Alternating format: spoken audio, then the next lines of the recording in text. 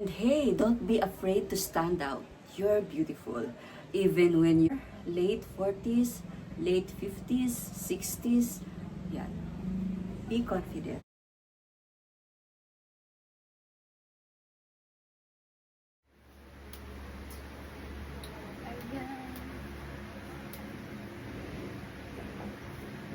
Hi guys! Welcome back to my channel. Ayan, ito talaga yung totoo kong kulay. Ayan, nakikita nyo. So, today, ang aking isi-share, syempre, di ba, palit ako ng sense of fashion or sense of style. So, ano nga ba yung sense of fashion? I-share ko na sa inyo yun. Dahil nga ako ay nasa late 40s. How do you dress hot in your 40s? Meron pa ba yun? Pwede pa ba yun? Kaya pala meron mga hot, tinatawag hot mama, hot lola. Pero ano kaya mga pwedeng isuot kapag ganung mga edad na para maging hot? Siyempre, hindi yung mga sinusuot tulad ng iba na mga halos naked na.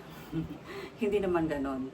We believe women over 40 are many times the best version of themselves. And this reality comes down to confidence. Yan, diba? Siyempre, teenager, ibang version din yun ng ating katao bilang babae.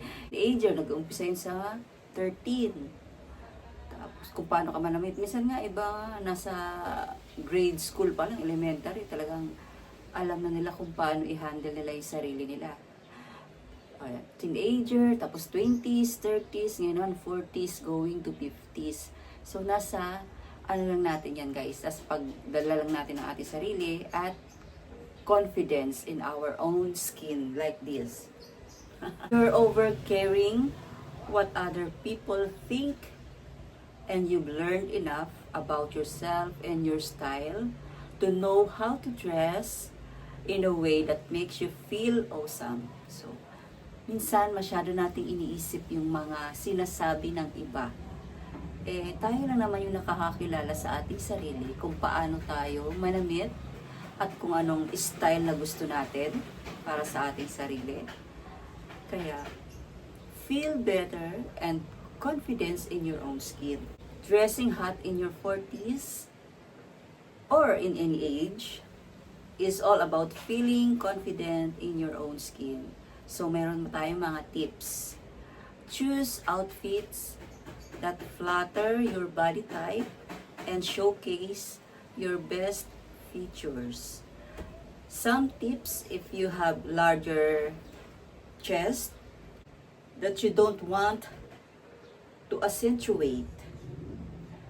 Yung iba kasi, di ba, pag mayroon silang largest chest, talagang, ayan, pinapaluwaan nila.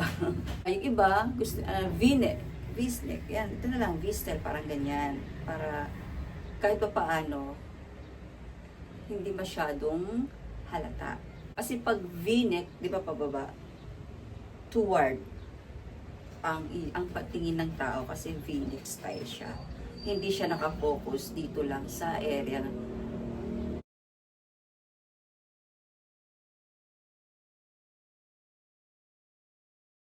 meron ka namang larger hips. Siyempre, ano ba, malaki yung dito. Yan. Diyan, balakang. Ang gagawin mo namang isusuot is yung puff sleeves. Yun naman ang isusuot mo. Para hindi nakapokus dito sa yung hips. Dito naman. Vice versa. Kapag dito sa taas ang meron sa'yo na malaki, pa-downward ang para doon makapokus ang tingin ng tao.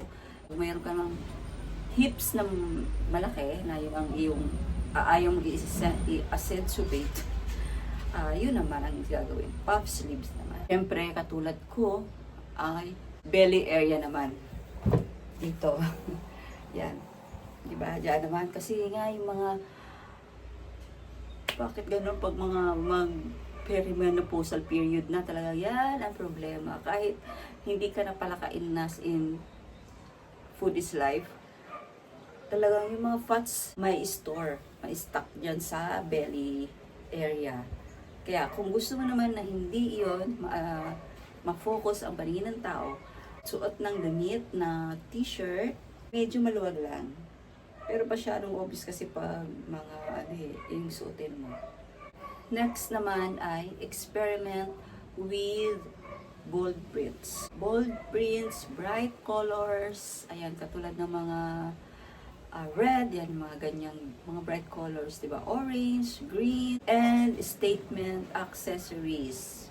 Ano ba mga statement accessories? Like, halimbawa, yung mga bell, scarf, earrings na talagang mga statement fashion mo. And, siyempre, kung mayroon kang mga statement accessories, ayan, have fun with your statement accessories. Suotin mo. My goodness, di ba? Nasa ano na tayo, area ng area na at yung edad natin, di ba? Have fun na lang, i-enjoy mo na lang kung ano yung mga fashion statement na gusto mong suotin. Huwag mo na isipin yung sasabihin ng iba at saka be confident at saka don't be afraid to stand out. This is a time in your life to have fun with your clothes. Next ay don't be afraid showing a little skin. Like halimbawa ganito lang. Yan. Yung iba kasi, di ba, parang hindi na rin tama. Parang balance lang. Kung gusto mo ipakita dito yung area, sa baba naman, huwag mong pakita. Ganun lang yun. Hindi. Kasi iba minsan, kita na lahat. Kita dito, kita na sa baba. Don't be afraid to show little skin, but keep it balanced for the occasion.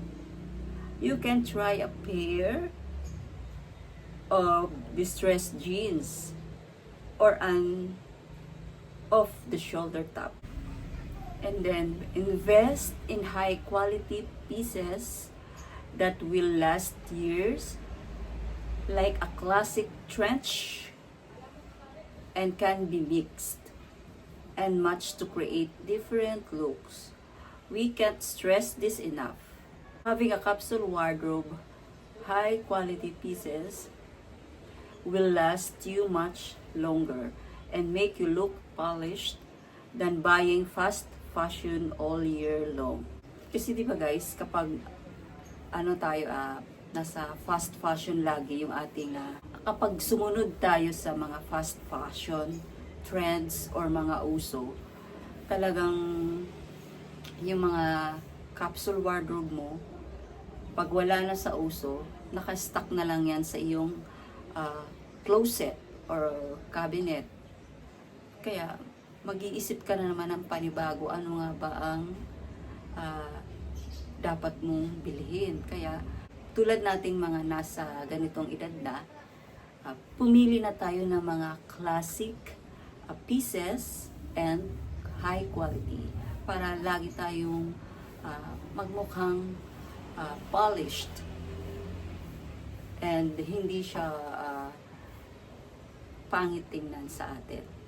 Talagang sa mga ganung paraan, magiging confident and comfortable tayo sa ating suot.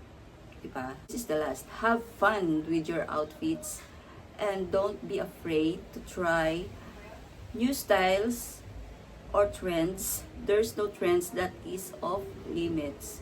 Oh, maybe you accept low-rise jeans. Yung nga tulad ng pag-declutter ko, diba? Inalis ko na yung aking low-rise jeans kasi pinalitan ko na siya ng high-rise kasi parang hindi na pwede sa akin. X na kasi nga malaki na yung aking tummy area. Pero kung feel mo naman at bagay sa'yo, why not? Go. Go for the low-rise jeans. Diba? So, yun lang guys ang aking ibinahaging video ngayon. Please give it a thumbs up kung nagustuhan niyo itong aking ibinahaging video and subscribe na po kayo sa aking channel sa mga hindi pa nakaka-subscribe. And don't forget, Jesus loves you. Have a great day. God bless everyone. Bye.